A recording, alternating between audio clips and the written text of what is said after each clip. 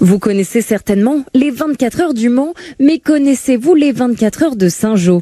Une course d'endurance avec des voitures téléguidées organisée chaque année par le lycée Saint-Joseph de Saint-Martin-Boulogne.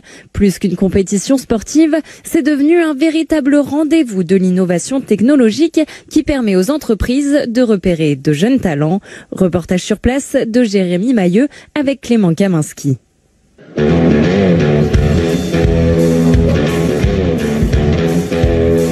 19 bolides à l'échelle 1/10, alignés sur la grille de départ pour une course d'endurance digne d'un Grand Prix de Formule 1.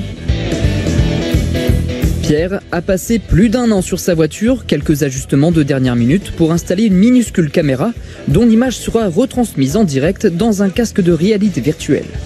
Pour pouvoir voir plus facilement quand on conduit, parce que normalement nous sommes sur les estrades en haut, et là on peut voir différemment d'un autre point de vue en fait. Ah oui, comme ça remet un petit peu de nouveau dans la course, quoi, parce que bon, entre guillemets, c'est vulgairement une course de voiture qu'on voit tous les ans, mais avec il y a tout le temps des nouvelles améliorations tous les ans, quoi.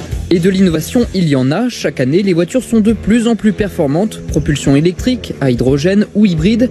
Les pneus, eux, sont imprimés en 3D par les élèves. On a aussi un véhicule là qui tourne sur la piste avec un système qui permet de contrebraquer la voiture automatiquement lorsqu'elle perd de l'adhérence de l'arrière. Donc une centrale inertienne qui redresse la voiture automatiquement. On est quand même sur des choses proches de la réalité. Pour la 22e édition, 150 jeunes lycéens et près de 3000 spectateurs attendus. Avec le temps, la course se fait un nom. Elle a même des sponsors et des entreprises partenaires. Ça permet d'avoir des talents qui vont arriver dans des nouvelles entreprises, qui ont été sponsors de cette épreuve et qui ont repéré des jeunes avec un talent particulier. Les voitures vont rouler 24 heures presque non-stop. La course est retransmise en direct sur le site du lycée. Le nom des gagnants sera dévoilé ce samedi.